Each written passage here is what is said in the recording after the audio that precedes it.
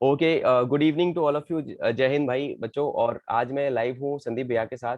संदीप भैया को majorly you guys might have seen in royal soldier YouTube channel पे। 1 million से ज्यादा फॉलोअर संदीप भैया को बहुत फॉलो करते हैं।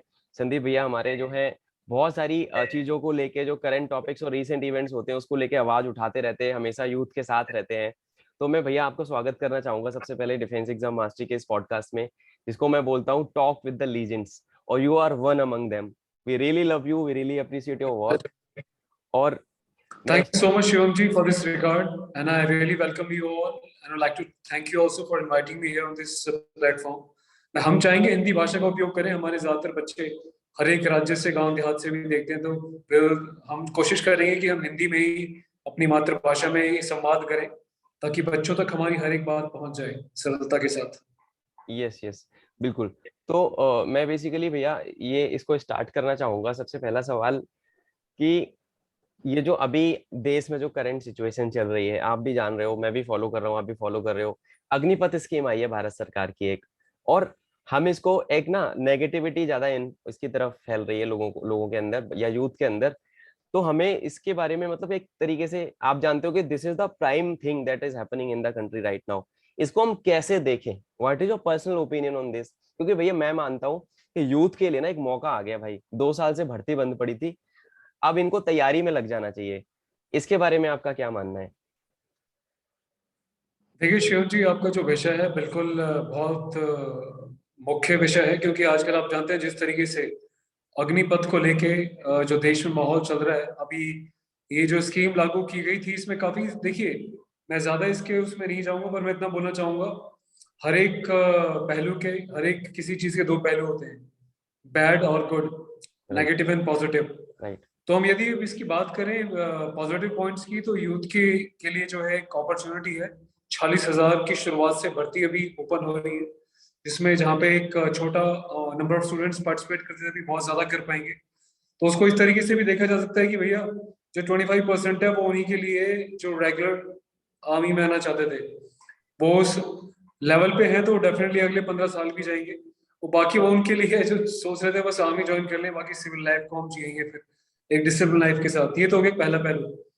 और दूसरे पहलू की अगर मैं बात करूं शिव जी, बिल्कुल दिल से, तो यही है कि मुझे कहीं ना कहीं लगता है कि हमारी आर्म फोर्सेस को इन सब एक्सपेरिमेंट से थोड़ा सा दूर रखना चाहिए था। हालांकि ये एक पहल कहने को बहुत अच्छी है कि भैया यूथ को जॉब अपॉर्चुनिटी ज्यादा मिलेंगी, 4 साल के बाद उनको तकरीबन 11,70,000 रुपए का एक पैकेज मिलेगा, और तमाम उनको फैसिलिटीज मिलेंगी। अभी ड्यूटी की तरह उनको सीएसडी की फैसिलिटी मिलेगी, मेडिकल फैसिलिटी मिलेगी, और तमाम आप जानते हैं, इस पर हम डिटेल में बात नहीं करेंगे। लेकिन सवाल घूम के यही आता है कि आर्म फोर्सेस, और अभी मैं एक लेफ्टिनेंट जनरल साहब का एक स्टेटमेंट भी सुन रहा था, वो कह रहे थे कि हमारे सियाचिन में और तमाम ऐसी टेरेंस में जो है बिल्कुल यंग ब्लड चाहिए, जो वहाँ पे अपनी ड्यूटी को संभाल सके, क्योंकि नंबर ऑफ कैजुअलिटीज बहुत ज्यादा होती हैं और मेडिकल इश्यूज बहुत ज्यादा होते हैं। तो यंग ब्लड रहेगा तो वो जो है ज्यादा बेटर परफॉर्मेंस के साथ काम कर पाएगा। तो उस पॉइंट ऑफ व्यू को भी हम देखा जा सकता है। लेकिन फिर से मैं घूम के वहीं पे यूटर्न लेके आता हूँ और यही बोलना चाहूंगा कि आर्म फोर्सेस में जो है ये जो कॉन्ट्रेक्चुअल वाला जो नाम है ना, ये कहीं ना कहीं याद करता है युवा को। हम्म। ये जो रोड पे जो भी आप देख रहे हैं प्रोटेस्ट चल रहा है, पहले एक शांतिपूर्वक प्रोटेस्ट था, लेकिन इसमें दंगे भी बीच में आ गए। इसमें आपकी पॉलिटिकल पार्टीज भी आ गई हैं बीच में, राजनीति में हाथ सेकने के लिए, एक दूसरे की जो है लैग पुलिंग करने के लिए। तमाम अपोजिशन पार्टीज हैं जो भी आप देख रहे हैं वो धरना दे रहे हैं, बच्चों को प्रवोक कर रहे हैं। तो ये चीजें मुझे लगता है कि बिल्कुल भी सही नहीं है। आप उन बच्चों के साथ तब नहीं खड़े हुए थे जब बच्चे अपनी मांग रख रहे थे, जब एक ज्वलनशील मुद्दा हो गया, जब देश में इस तरह की चीजें होने लगी। अभी आपको बता दूं शिवम जी, अभी यूपी पुलिस ने 5 लोगों को अरेस्ट किया है थोड़ी देर पहले ही। जी। अभी अपडेट आया था मेरे पास, 5 लोग जो अरेस्ट किए गए हैं वो पांचों के पांचों किसी राजनीतिक पार्टी के हैं। वो डिफेंस एस्पिरेंट बन के जो है वहां पे पत्थरबाजी कर रहे थे, लोगों की गाड़ियां फोड़ रहे थे। हम्म। तो आप अंदाजा लगा सकते हैं कि एक कहते हैं ना, आग में घी डालने वाला काम अभी यहाँ पे पॉलिटिकल पार्टीज कर रही है, जिसके लिए युवा को अलर्ट रहना पड़ेगा। युवा को समझना पड़ेगा कि आपके भविष्य के साथ तो ये लोग खिलवाड़ कर रहे हैं सिर्फ अपनी राजनीतिक रोटियां सेकने के लिए। जी। किसान आंदोलन क्यों फ्लॉप हुआ था? उसमें कुछ लोगों की मांग सही थी, कुछ लोगों की गलती। बुद्धिजीवी जानता है कि वो उसमें एमएससी वाला मुद्दा कहने किसान हित में भी था, लेकिन कुछ लोग जो एक छोटी संख्या में फिर प्रोवोक हुए, फिर एक राजनीतिक मुद्दा बन गया, फिर लोग धीरे धीरे पीछे हटना शुरू हो गए, मीडिया हटना शुरू हो गया, तो लोगों ने उसको नकार दिया। तो अभी अगर ये इसी तरीके से चलता रहा, इसमें कुछ एकेडमी वाले लोग अभी शांत बैठे हुए हैं, क्योंकि पुलिस ने साफ साफ इंस्ट्रक्शन दी है कि भैया जो बीच में दिख गया, कहीं पे भी कुछ पंगा हो, पहले तो वो उठा लेंगे। ये अंदर की बात बता रहा हूँ मैं। तो जो अकेडमी वाले हैं वो भी बेचारे शांत बैठे हैं, अपने बच्चों को वो भी समझा रहे हैं। मैं भी अप्रिशिएट करता हूँ सभी को जो भी इसको और इस आग में घी नहीं डाल रहे हैं, बच्चे उल्टा बच्चों को समझा रहे हैं। हम भी अपने चैनल रोज सोल्जर के माध्यम से युवाओं को समझा रहे हैं कि इन सब चीजों से दूर रहें, आगजनी ना करें और पेशेंस को बरकरार रखें, क्योंकि एक असली योद्धा वही है जो सिचुएशन को देख के टैक्टफुली हैंडल करे, ना कि जोश में आके कूद जाए। बिल्कुल, एग्जैक्टली। क्योंकि उससे नुकसान एंड ऑफ द डे जो हमारे कैडेट्स का होने वाला है, सॉरी हमारे स्टूडेंट्स का होने वाला है, उनके ऊपर एक एफआईआर हो जाएगी, जिंदगी भर वो अपने आप को डिफेंड करते रहेंगे, जब तक उम्र निकल जाएगी कोई जॉब नहीं मिल पाएगी उन्हें। तो उनको बचना पड़ेगा इन सब चीजों के साथ। बिल्कुल राइट, बिल्कुल आपने सही बोला संदीप भैया। यहाँ पे इनको ना इससे मतलब भीड़ में और आगजनी में, प्रोटेस्ट में शामिल नहीं होना है, क्योंकि करियर में अगर कहीं पे भी एक पुलिस केस हो गया तो पूरा का पूरा फिर खत्म हो जाता है करियर। अच्छा, अगला सवाल आता है। जैसे मैं आपको बहुत सालों से फॉलो कर रहा हूँ, I really adore the work you do. आप बहुत मतलब एक एक्टिव रहते हो, हाइपर एक्टिव, एक बड़े भाई की तरह ना बच्चों के साथ खड़े हो। जो करंट इवेंट्स हो रहे हैं, जहाँ पे कहीं गलत लग रहा है ना, मेरे को इतना पता होता है कि संदीप भैया की वीडियोस पे आ जाएगी। मतलब ये मेरा पर्सनल सवाल है, मतलब ये इम्प्रॉम्प्टू आ रहा है। ये मैं आपसे एक चीज पूछता हूँ, इतनी मतलब इतना इंस्पिरेशन, इतनी एनर्जी कहाँ से लेके आते हो आप? मतलब हर समय हाइपर एक्टिव रहते हो, एक तो आप हर जगह जहाँ गलत लग रहा है आप आवाज उठाते हो। मैं सच में बड़ा मतलब इंस्पायर होता हूँ आपको देख के। ऐसी एनर्जी कहाँ से आती है आपके अंदर, आप मेरे को ये बताओ। देखिए शिवम जी, पहले तो धन्यवाद कि आपने जो है हमारी बातों को सराहते हैं और आपके दर्शक भी देखते हैं। ऐसा होता है कि कई बार कुछ चीजें बनाई नहीं जाती, वो पैदाइशी होती है। तो कहीं ना कहीं बचपन से ही मेरे अंदर एक आग रही है, जहाँ पे मैं कोई चीज को गलत देखता था वहां पे बैठ जाया करता था। हम्म इनफैक्ट जब मैं अपने national cadet corps officers training में गया, ओडीए गया, हम्म तो वहां पे कुछ ऐसी चीजें रही कि मैं वहां पे भी मेरा डे वन जो है, मैं मुझे बोलना चाहिए, थोड़ा ऑफिशियल मैटर है, अनऑफिशियली आपको बता रहा हूँ। तो हुआ क्या, पहले दिन वहां पे एक नायब सूबेदार साहब से मेरी भिड़ंत हो गई। मैं नाई की बाहर, दुकान के बाहर खड़ा हुआ था। वो बोले यहाँ पे तुम एक कॉम्बैट में कैसे तुम ये आके नाई भाई की दुकान के सामने खड़े हो गए हो, जाओ चेंज करके आओ। मैंने कहा सर मैं तो डे वन है, मुझे तो पता ही नहीं कहाँ पे क्या सिस्टम है, मेरी बैरिक मुझे अभी मिली है। तो बोले तुझे अभी मैं बताता हूँ, क्योंकि लोगों को लगता है कि डिसिप्लिन नहीं, आर्मी में बहुत डिसिप्लिन है। और हम्म मुझे पहले रोड पे बोला यहाँ पे लेट के चल वहां तक। मैंने बोला भैया मैं क्यों लेट के चल, मैं मतलब नया सूबेदार साहब से भिड़ के इस बात पे कि भैया मैं तो बाल कटाने आया हूँ और मैं लाइन में नहीं लगा था, बस नाई की दुकान में भीड़ इतनी ज्यादा थी, बैठने की जगह नहीं थी। बोले मुझे खड़े कैसे हो आप यहाँ पे, आपको बैठना जमीन पे बैठ जाओ। थोड़ा सा नया नया वहाँ पे एक वो तो इन्वायरमेंट था, तो उनसे मेरी भिड़ंत हो गई। भिड़ंत का नतीजा ये हुआ कि मुझे वो कंपनी सीनियर बना दिया। कंपनी सीनियर का मतलब आप जानते हो क्या होता है? सुबह जो है 3:30 बजे उठेगा वो, मेरी नींद हराम कर दी उन्होंने। सबसे पहले उठेगा, फिर सबको उठाएगा, तैयार करेगा, टाइम पे फॉलोइंग कराएगा हर चीज में। शाम तक रेल बना के रखी मेरी उस बात ने। तो फिर मुझे उन्होंने यही बात बोली थी कि हमने आपको इसीलिए कंपनी सीनियर बनाया था क्योंकि आपके अंदर वो स्पार्क मुझे दिखा। हमने आपकी बातों को नेगेटिव नहीं लिया कि आप बहस कर रहे हो, हमें लगा यार बंदा सही है, सही चीज के लिए बोल रहा है। तो ऐसा शुभ है कि मुझे लगता है कि युवा को ये समझना चाहिए, जहां पे भी आपके साथ कोई चीज गलत हो रही है, आप ये मत सोचो यार मेरे साथ गलत हो रही है, मेरी इंसल्ट होगी बोलने में। कोई हो सकता है आपसे पैसे में या फिर उम्र में या फिर किसी और चीज में बड़ा हो, लेकिन यदि आपके अंदर आपका आत्मविश्वास बड़ा है तो आप सामने वाले को धराशायी कर सकते हो। अगर आप सच्चे और सामने 100 भी झूठे खड़े हैं, तो वो अकेला एक सच्चा 100 लोगों की बोलती बंद कर सकता है। थोड़ी देर के लिए आपको दबा तो देंगे, लेकिन अंत में जीत जो सत्य की होती है। तो जहां पे भी कोई गलत देखे, तो मेरी एक आदत है, मैं भाई गलत देखे बर्दाश्त नहीं करता। अगर मेरे साथ किसी ने गलत कर दिया तो यकीन मानना मुझे नींद नहीं आती जब तक कि मैं उसको सही ना कर दूं, उस बंदे को सबक ना सिखा दूं। तो इसलिए मेरे दुश्मन भी मुझसे बहुत बच के रहते हैं कि यार हम पंगा ले लेंगे अच्छे अच्छे बदमाशों से, पन्ने गांव से, पर इस बंदे से ये पता नहीं कब क्या कर रहे हैं। तो ये आग, ये जील सत्य के लिए और अपने आत्मसम्मान के लिए हर किसी के अंदर होनी चाहिए, ऐसा मेरा मानना है शिव। बिल्कुल नहीं संदीप भैया, ये इस पे मैं 100% एग्री हूँ। और मैं बच्चों को और दर्शकों को मैं यही बोलना चाहूंगा कि ज्यादा से ज्यादा आप जाओ संदीप भैया की वीडियोस एक बार आप चेकआउट करो। You will see the energy that he is putting in. इतना एनर्जी और इतने जील के साथ वो मतलब छोटे किसी का एक्सीडेंट भी हो गया, कभी कोई एक्सीडेंट केस है, वहाँ पुलिस गायब है, वहां पे जाके उन्होंने आवाज उठाई कि यार आप लोग क्यों नहीं थे यहाँ पे। मतलब I really love the work that he do, और I really appreciate you for that. अगला सवाल संदीप भैया आपसे मेरा ये रहता है कि आप आर्म फोर्सेस के बैकग्राउंड से बिलोंग करते हो।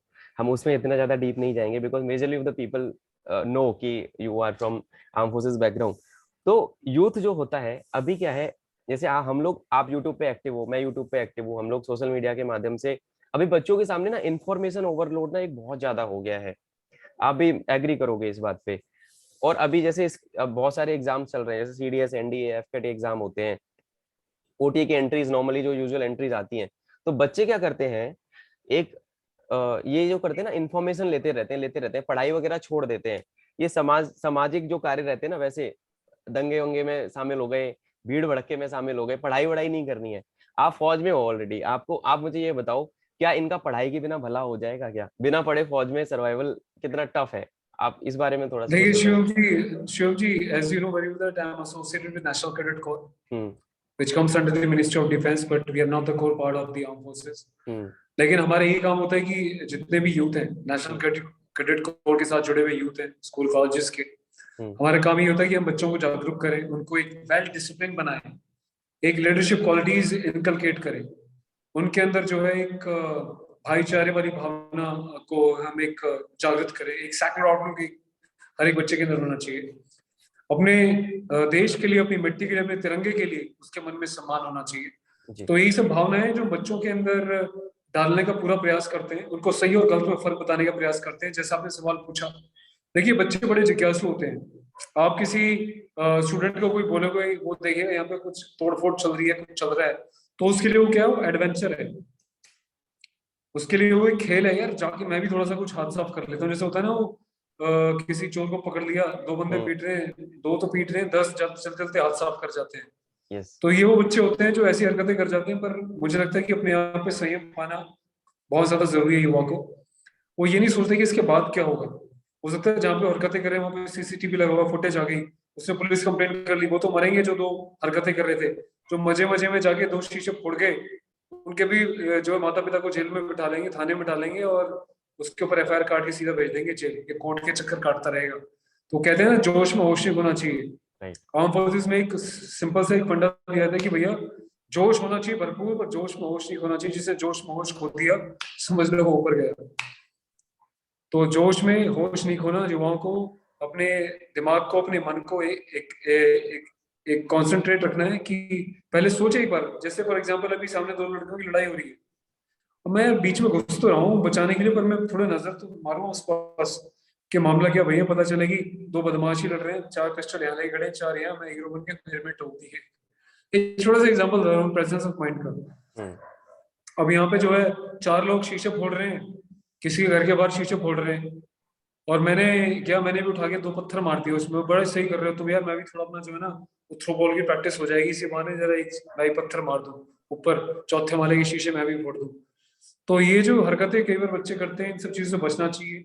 जो लोग आपको प्रवोक करते हैं उनसे बचना चाहिए, क्योंकि ये सब लोग प्रवोक करके पीछे हट जाते हैं, अंत में भुगतना उसी को पड़ता है जिसने क्राइम किया। राइट। तो क्राइम की सजा एक ही है संविधान में, जो एक आम आदमी के लिए भी है, और वो एक मेंबर ऑफ पार्लियामेंट के लिए भी है, और सबके लिए। तो अलर्ट रहना पड़ेगा, सही और गलत में फर्क डिफरेंशिएट करना पड़ेगा युवाओं को। बिल्कुल। अच्छा, अगला सवाल संदीप भैया आता है एनसीसी से लेके, क्योंकि आपका whole life is related to mainly NCC. तो मैं ये जानना चाहूंगा कि ये जो यूथ है अभी, ये रादर देन गेम प्ले करने के अलावा मोबाइल में, इंस्टाग्राम पे, फेसबुक पे टाइम वेस्ट करते हैं बच्चे, एनसीसी क्यों ज्वाइन करनी चाहिए? ये बहुत बच्चों का सवाल आता है मेरे पास, मैं बहुत ज्यादा एक्टिव रहता हूँ इस चीज को लेके। एनसीसी ऐसा क्या दे देगी बच्चों को कि आने वाले उनके जीवन के 40 साल, 45 साल सिक्योर हो जाएंगे? उस बारे में थोड़ा सा आप कुछ बता सकते हो कि एनसीसी किस एज से किस एज तक ये लोग ज्वाइन कर सकते हैं? क्या करियर एवेन्यूज है एनसीसी के बाद? देखिए इसके ऊपर एक मैंने डिटेल वीडियो बनाया, आप मेरे चैनल पे जाके ढूंढेंगे, हाउ बिल्कुल। To join NCC, benefits of NCC, royal soldier, आप इतना टाइप करेंगे तो पंजाब की वुमेन कमिश्नर है, उनके साथ मेरा एक सेशन हुआ था एनसीसी को लेके, पंजाब हम्म। स्टेट के लिए उन्होंने मैं बनाया था। मैं आई उनने बटन में ऑल डालूंगा। इंडिया, हाँ, तो यस। वो जो है बच्चे देखे, उसमें एक एक बारीकियां मैंने बताई क्या इसके बेनिफिट्स है। लेकिन जैसा आपने पूछा तो मैं बता दूं, सबसे पहले इसकी शुरुआत बच्चा कब कर सकता है। ये दोनों जेंडर्स के लिए, बॉयज एंड गर्ल्स दोनों के लिए। तो बच्चे की जो उम्र है कम से कम 12 वर्ष होनी चाहिए, वो 8वीं क्लास में पढ़ना चाहिए यदि आप स्कूल में पढ़ रहे थे। और आपके स्कूल में एनसीसी होना चाहिए, आपको पता होना चाहिए कि जिस स्कूल में आप पढ़ रहे हैं वहाँ पे एनसीसी है कि नहीं है। आधे बच्चों को तो पता ही नहीं कि एनसीसी है क्या, इसमें बच्चों की भी गलती नहीं है, पेरेंट्स को नहीं पता, तो बच्चों को एजुकेट ही नहीं कर पाते वो कि बेटा आपको एनसीसी के फायदे क्या है। जिस दिन पेरेंट को पता चल जाएगा एनसीसी के फायदे, तो मुझे लगता है कि पेरेंट वो स्कूल को ढूंढेगा जिस सरकारी स्कूल में एनसीसी है, जिस प्राइवेट स्कूल में, एडेड स्कूल में एनसीसी के, क्योंकि लोगों को पता नहीं है। तो एक सबसे बड़ी खामी ये भी है, हम प्रयास करते हैं पूरा जागरूक करने के लिए मास को। तो बच्चा 8वीं क्लास में होना चाहिए, उम्र उसकी कम से कम 12 वर्ष पूरी होनी चाहिए, तो वो एनसीसी के ए सर्टिफिकेशन के लिए एनरोल कर सकता है। इसमें शिवम जी 3 आपके सर्टिफिकेट्स होते हैं, ए, बी एंड सी। बी और सी अधिकतर जो है कॉलेज कैडेट्स के लिए होता है, पर बी जो है 11th 12th के लिए भी होता है। डिपेंड करता है कि आपके जिस स्कूल में आप पढ़ रहे हैं वहाँ पे आपका ए और बी दोनों है कि नहीं। तो ए के मैं बता दूं आपको फायदे, ए बी सी के। सबसे पहले हम सी की शुरुआत कर लेते हैं बड़े फायदों से। एक स्पेशल एंट्री स्कीम है एनसीसी की, एनसीसी स्पेशल एंट्री स्कीम, जो कि साल में 2 बार 50-50 वैकेंसीज निकलती है। उसमें जो है आर्म फोर्सेस के लिए, रेगुलर आर्म फोर्सेस के लिए ऑफिसर्स की एंट्री होती है। और खास मजे की बात ये कि इसमें बाकी बच्चे रिटर्न टेस्ट दे रहे होते हैं, और हमारे एनसीसी के बच्चों के लिए रिटर्न टेस्ट एग्जेम्प्टेड है। वो टेस्ट में बैठते नहीं, रिटर्न में सीधा एसएसबी में कॉल आउट किया जाता है उनको। लेकिन उसमें भी एक कंडीशन है, उसमें कंडीशन ये कि आपका अल्फा या ब्रावो ग्रेडिंग होनी चाहिए। जब आप कोर्स कर रहे होते हैं आपका एबीसी, अभी हम सी की बात कर रहे हैं, तो आपकी जो ग्रेडिंग है वो एटलीस्ट ब्रावो या फिर अल्फा होनी चाहिए। उसके अलावा जो आपका एग्रीगेट मार्क्स हैं वो 50% होना चाहिए। वो ठीक से डिस्क्राइब भी किया हुआ मैंने लेटेस्ट अपडेट के साथ, आप जाके देखिएगा उसी वीडियो में जिसकी मैं बात कर रहा हूँ जी। तो इतनी एलिजिबिलिटी है तो वो अपने आप उसको, बच्चे को शॉर्टलिस्ट करके एसएसबी में कॉल करते हैं। अब पूरा ग्रुप एक एनसीसी के बच्चों का एसएसबी में आता है, पेयर होता है। फिर एसएसबी के प्रोसेस आप ऑलरेडी जानते हैं। तो बच्चे की ओवरऑल पर्सनैलिटी देखते हैं, उसका इंटेलेक्चुअल देखते हैं, उसका साइकोलॉजी देखते हैं, तमाम चीजें देखते हैं। जब सभी पैरामीटर्स पे फिट बैठता है तो उसको जो है एनसीसी के फायदे से बिना रिटन टेस्ट के सीधा जो है आर्म फोर्सेस में एज एन ऑफिसर ज्वाइन करने का मौका मिलता है। अभी बहुत सारे ऐसे मेरे स्टूडेंट्स हैं जो आज की डेट में मेजर रैंक तक पहुंचे हैं एनसीसी के माध्यम से। एक हमारे साथी थे, काफी वो एनसीसी के माध्यम से ही गए थे, एंट्री उन्होंने ली थी। अभी वो लेफ्टिनेंट कर्नल बने हैं थोड़े दिन पहले ही। तो काफी खुशी होती है, एनसीसी के बच्चे हमारे हर एक लेवल पे जा रहे हैं। और इनफैक्ट जीडी में तो जो था बच्चों के लिए रिटर्न ही एग्जाम्प्टेड था कि कम उम्र में यदि आपने ग्रेजुएशन कर लिया और आपने ले लिया अभी सी सर्टिफिकेट, तो जीडी में वो जो है सिपाही जा रहा है, बिना रिटन टेस्ट के सीधा इंटरव्यू बैठ रहा है सीओ साहब के सामने। तो बहुत सारे फायदे हैं, बच्चों को समझना पड़ेगा। और हम बात करें प्राइवेट इंडस्ट्रीज की, बाकी इंडस्ट्रीज की, तो आपकी central arm police forces, ministry of home affairs के अंडर आती है, पुलिस फोर्सेज आती है। अब देखो पुलिस में सब इंस्पेक्टर का या फिर एसएससी में सब इंस्पेक्टर लेवल की जो वैकेंसीज निकलती हैं, असिस्टेंट कमांडेंट की जो वैकेंसीज निकलती हैं, इन सभी में जो है एनसीसी के लिए वेटेज होता है। इसमें मार्क्स भी होते हैं, कितने मार्क्स मिलेंगे। तो तमाम फायदे हैं। और स्कूल का बच्चा जो मैं बात कर रहा था अभी 8वीं क्लास वाले की, राइट। 8वीं 9वीं में एनसीसी लेता है, कॉलेज में जब अपेयर होता है, आप जानते हैं आजकल कट ऑफ कितनी हाई जाती है, कहीं पे 95%, 98%, 90% एंड अबव। दिल्ली यूनिवर्सिटी की हम बात करें, तमाम बड़ी यूनिवर्सिटीज की बात करें, तो हमारे जो एनसीसी के बच्चे हैं जिन्होंने ये सर्टिफिकेट ले रखा है, तो उनके लिए बहुत बेनिफिट है। वो कॉलेज में एंट्री मिलती है, उसको एनसीसी के बेसिस पे वो जो है एडमिशन ले सकता है। एनसीसी के ट्रायल्स होते हैं, उसमें जाए अपेयर करे और सीधा एडमिशन ले। तो एक बच्चा तो 50% पे ले रहा है, 45% पे ले रहा है, और एक बच्चा जो है 95% पे ले रहा है। तो आप सोचिए कितने फायदे एनसीसी के। Right, right. बिल्कुल, मतलब एक मोल्ड ही कर देती है, मतलब पूरा करियर एवेन्यू ही ओपन हो जाता है एनसीसी के माध्यम से बच्चों का। बिल्कुल बिल्कुल। और मैं बता दूं आपको, रिलायंस में, टाटा जी। में जो इनके इंडस्ट्रियल प्लांट्स हैं, वहां पे प्रेफर करते हैं एनसीसी के बच्चों के लिए, राइट। उनको जॉब देने के लिए। ये स्पेशल होता है, बहुत बच्चे जाते हैं। और एक कमाल की बात मैं बता दूं, जिसकी बात कर रहा हूं, जो लेफ्टिनेंट कर्नल अभी बने हैं, हाँ जी। वो पहले रिलायंस में ही थे। वो ओके, पहले ग्रेट। प्राइवेट जॉब कर रहे थे, फिर उनको स्पेशल एंट्री स्कीम उन्होंने अपेयर किया। उसके बाद फिर वो लेफ्टिनेंट कैप्टन मेजर बने। अभी वो जो है लेफ्टिनेंट कर्नल के लिए भी उनका क्वालिफिकेशन हुआ है, अभी कोर्स पे गए हुए हैं वो। तो ये तमाम फायदे हैं जो बच्चे उठा सकते हैं एनसीसी ज्वाइन करके। यस, और मैंने भैया सुना है कि जैसे रिलायंस और इनमें एक रिलायंस का जीसीस होता है, ग्लोबल कॉर्पोरेट सिक्योरिटी होता है, उसमें वो लोग एनसीसी वालों को बहुत ज्यादा वेटेज देते हैं। Reliance ji exactly exactly. Reliance GCS right जो होता राइट है, राइट यस। सो मतलब राइट राइट। कुल मिला के मेन मुद्दा ये है कि अगर कोई बच्चा करना चाहता है तो मौके हजार हैं उसके पास, अगर वो विलफुली करे तो। अच्छा। Very true. यस। एक सवाल आता है मेरा, मैं आपसे ये, this is the second last question, मैं आपसे पूछना चाहूंगा कि आप you have been associated to the arm forces, आप जुड़े हुए हो बहुत ज्यादा क्लोजली, आप देखते हो ऑफिसर्स को, उनके साथ में रहते हो, और सेम काइंड ऑफ एनवायरनमेंट में आप हो, तो मतलब फौज जो है एज अ करियर ऑप्शन अगर मैं बताऊं, मैं इसको कभी करियर नहीं बोलता, मैं हमेशा इसको बोलता हूँ it's a way of life. ऐसा क्या देती है बच्चों को जो कोई और प्रोफेशन कभी दे ही नहीं पाएगा। देखिए, आप कॉर्पोरेट में जाते हैं, आपका हो सकता है 10 लाख का पैकेज मिल जाए, आपको 50 लाख का मिल जाए, 1 करोड़ का मिल जाए।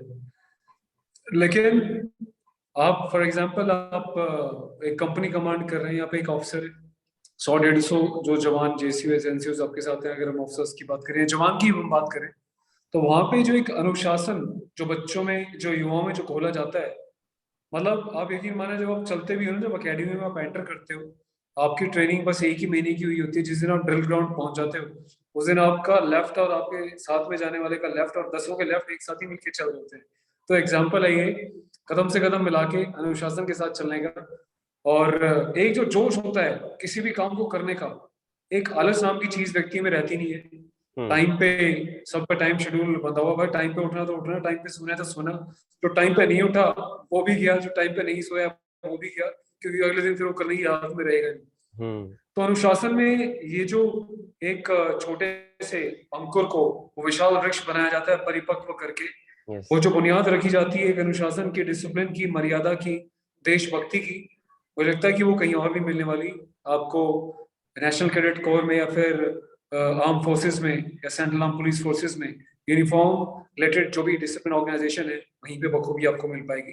तो बच्चों को इस ओर जाना चाहिए, और जब आप पहुंचेंगे तो आपको खुद ही नजर आएगा कि the way you talk, the way you walk, the way you solve the problems, the leadership quality, जहाँ पे आप भीड़ में एक, जैसा आपने भी एक्सीडेंट की बात करी, रोड पे एक्सीडेंट हो गया है, और भीड़ लगी पड़ी है, लोग वीडियोस बना रहे हैं, कोई कुछ और कर रहा है, लेकिन उनको ये होश नहीं है कि भैया जो यहाँ पे चीजें चल रही हैं, उनमें कौन इनिशिएटिव लेकर जाके फर्स्ट एड देने का, उसके ब्लड को रोकने का, वहां से भीड़ को हटाने का, तुरंत पुलिस या एम्बुलेंस को कॉल करने का।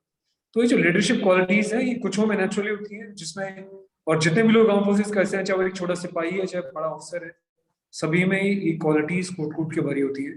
वही एक खासियत है इस यूनिफॉर्म डिसिप्लिन ऑर्गेनाइजेशंस की। एग्जैक्टली, मतलब एक अलग ही way, they are the people class apart, I must say. और वो राइट। डिजर्व भी करते हैं, क्योंकि उस लेवल पे जाने के लिए बहुत ज्यादा मेहनत करते हैं। संदीप भैया, लास्ट सवाल मेरा आपसे ये रहेगा कि बेसिकली एक जो मैसेज जो आप यूथ को देना चाहो, मतलब आज का यूथ जो है, हमारा जो आज का यूथ है ना, टेक सेवी है, पूरी तरीके से टेक्नोलॉजी इनके टैप्स पे है। कोई भी इंफॉर्मेशन है फट से निकाल सकते हैं 1-2 सेकंड के अंदर अपने पास।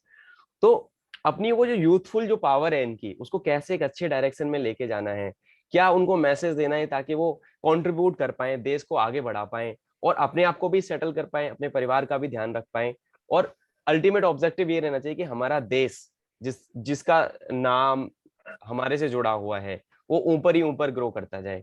वो एक मैसेज, आप फाइनल मैसेज इनको क्या देना चाहेंगे, रॉयल सोल्जर की तरफ से, मेरी तरफ से, हमारे पूरी कम्युनिटी की तरफ से, आर्म फोर्सेस की? जी, alright, thank you so much Shivam ji, बहुत ही बढ़िया सवाल है ये। पहली बात तो, हम अपने देश की मिट्टी से जुड़े हुए हैं, हमारा देश हमारे साथ है, वो तभी है जब हम उसके साथ हैं, हमसे ही देश बनता है। देखिए, युवाओं को मैं एक बात बोलना चाहता हूँ, कुछ लोगों को लगता है कि मात्र सेवा करने के लिए, देशभक्ति करने के लिए आर्म फोर्सेस ही है, या कोई ऐसी ऑर्गेनाइजेशन है, लेकिन ये बात पूरी तरह सही नहीं है।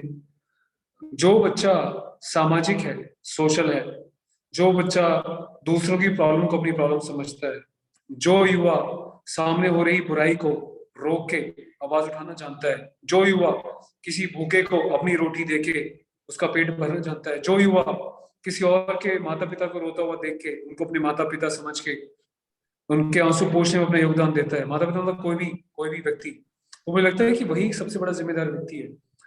क्योंकि पैसे तो हर कोई कमाता है, इज्जत कौन कमाता है? जो दिल से काम करता है। दिल से वही काम करता है जो दूसरों की भावनाओं को समझता है। राइट। अभी आप देखते हैं किस तरीके से रोड पे छोटे छोटे, आपने बोला कि बच्चे आजकल टेक्नोलॉजी बच्चों के हाथ में है, तो बच्चे कई बार जो है इन्फ्लुएंस हो जाते हैं, अच्छी चीजों से भी, बुरी चीजों से भी। बुरी चीजों से ऐसे कि अब हाथ में आपके इंटरनेट है, स्मार्टफोन है, उस पर कोई गंदी गंदी चीज, अश्लील चीजें आ रही है, तो बच्चे ने एक दो बार देखना शुरू किया, तो जो एल्गोरिदम है उसको वही गंदी चीजें दिखाना शुरू करेगा। राइट। और वो बच्चा जो दिमागदार होगा, जो जानता है कि मैं जरूर में फंस रहा हूँ, मैं वहां से निकल जाऊं टाइम से, उनको छोड़ के अपने सही ट्रैक पे आ जाएगा। इस बच्चे में थोड़ा दिमाग कम है, जिसको कोई समझाने वाला नहीं है, जिसका ध्यान इन चीजों में, बाकी अच्छी चीजों में कम है, अच्छे लोगों से जो कम जुड़ा हुआ है, वो उस चीज में दस्ता चला जाएगा, फिर वो बर्बाद हो जाएगा। तो अपने आसपास आपकी जो संगति है उसको स्ट्रांग रखना है। और मेरा एक हमेशा शिवम जी एक लाइफ का एक उसूल रहा है, मैंने कभी संगति ढूंढी नहीं है कि मुझे अच्छी संगति बन जाए। मैंने अपने आप को इस लायक बनाया कि लोग बोलेंगे यार मैं अच्छी संगति के साथ बैठा हूँ। एग्जैक्टली। तो अपने आप को अच्छी संगति बनाओ आप कि लोग आपके साथ बोले यार इसकी संगत में मुझे रहना है। ये ना तो मैं ऑनेस्टली बताऊं शिव जी, मैंने लाइफ में ना तो कभी सुट्टेबाजी करी, हालांकि आप जानते हो कि कितना हर टाइप के लोग आपकी लाइफ में मिलते हैं, राइट। चसड़ी गजेड़ी सुट्टेबाज दारूबाज। इनफैक्ट जब मैं ट्रेनिंग के लिए जाता हूँ अपनी कोर्स में, तो वहाँ के मेरे हवलदार, मैंने एक वीडियो बनाया था बैरिक से, आप देखना उसको। हाँ। मैं बीमार हो गया भाई, मुझे बहुत पीछे पड़े थे कब से अफसोस, कहते यार एक रम ले लेना सही हो जाएगा, फालतू में चक्कर में पड़ रहा था ये और वो। मैंने बोला सर मर जाऊंगा पर रम नहीं पीऊंगा। हम्म। तो फिर एक वहां पे हमारे एक भगवान जी हैं, भगवान साहब हैं, वो भी नायब सूबेदार बने हैं हवलदार से कुछ समय पहले ही। तो उन्होंने बहुत अच्छी बात बोली बोली स्पेशली मेरे पास है, बोले संदीप मुझे पता चला कि अभी आपके साथ ये बात हुई, आपने ये जवाब दिया, बहुत खुश हूँ। बोले मैं सियाचिन काट के आ गया, मैं तमाम ऐसी जगहों पे चला गया जहाँ पे भाई बंदा मर ले बैठ के बिना इन सब चीजों के, पर मैंने बोला आज तक रम को या विस्की को या दारू को हाथ नहीं लगाया ऐसी जगहों पे भी। बोला अपना उसूल है, जो इंसान अपने उसूलों में जीना जानता है उसको कोई इन्फ्लुएंस नहीं कर सकता गलत तरीके से। राइट। राइट। तो यही मेरा संदेश है युवाओं के लिए कि हमेशा बुराइयों से बुरी चीजों से बचे, जो आपको गलत इन्फ्लुएंस करते हैं उनसे बचे। और आपके लिए कौन अच्छा सोचता है कौन बुरा सोचता है वो उनकी सोच अपने साथ है। आप अपने बारे में कितना अच्छा सोचते हैं, आप समाज के बारे में कितना अच्छा सोचते हैं, आप अपने देश के बारे में अपनी संस्कृति के बारे में कितना अच्छा सोचते हैं, अपने देश को अच्छे स्तर पर लाने के लिए आप क्या क्या छोटे छोटे योगदान देते हैं, वो मैटर करता है। खाली बैठ के मैं देशभक्ति की बातें कर दूं, भाषण दे दूं और मैं वैसे कुछ करूँ ना, तो उसका कोई फायदा नहीं है। तो हर किसी को जोश के साथ अच्छे कामों में शुरुआत करनी पड़ेगी, तो सब कुछ अच्छा होता चला जाएगा। शिव जी ऐसा मेरा मानना है। Thank you so much. और बिल्कुल। बताइए। बिल्कुल। Thank you so much Sandeep भैया। आई थिंक, और मैं इतना एक्सपेक्ट नहीं कर रहा था कि आपने पूरे ही पॉइंट्स कवर कर दिए कि एक अच्छे इंसान की खासियत क्या होती है, एक अच्छा नागरिक जो चीजें करना चाहिए, एक अच्छा इंसान। आई थिंक जैसे संदीप भैया ने बोला, और मैं चाहूंगा ये वीडियो सब लोग लूप में लगा के बार बार देखें, और यूट्यूब पे जाएगी आज रात को 10 बजे प्रीमियर हो जाएगी। और ये सारी चीजें आपको इम्बाइब करनी चाहिए अपने अंदर। I am really grateful to Sandeep भैया कि आपने टाइम दिया और एक कॉल पे रिप्लाई करते हैं हमेशा कि हाँ भाई चल करते हैं, लेट्स डू इट। और पहले पहले जल्दी होने। दैट्स रियली माय प्लेजर कि यूथ के लिए मैं जब भी काम आ सकूं, देश के लिए काम आ सकूं, तो हमेशा से मैं तत्पर हूं। और मैं जाते जाते यूथ को एक चीज और रिक्वेस्ट कर जाता हूँ, ये मेरी पर्सनल रिक्वेस्ट है हाथ जोड़ के, जो लोग करते हैं तो बहुत अच्छी बात है, प्लीज अपने घर के बाहर, गर्मी है बहुत ज्यादा है, मैं तो कहता हूँ गर्मी में सर्दी में हमेशा एक मिट्टी का बर्तन आता है, प्लीज घर के बाहर रखें, उसमें पानी डेली भरे, नहीं कि रख के छोड़ दे, डेली पानी भरे। मेरे घर के पास शिव जी तमाम चिड़िया, कबूतर, कौवे, पता नहीं कितनी सारी बर्ड्स आती है, चहचहाट रहती है।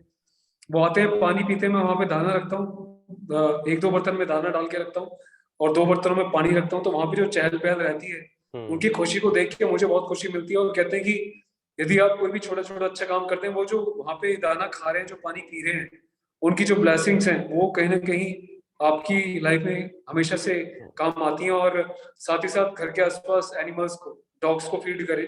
कुछ लोग डॉग से बहुत हेट करते हैं, उनको मारते हैं, भगाते हैं, कोई कहता है जी गले के कुत्ते काटते हैं, ऐसा नहीं है।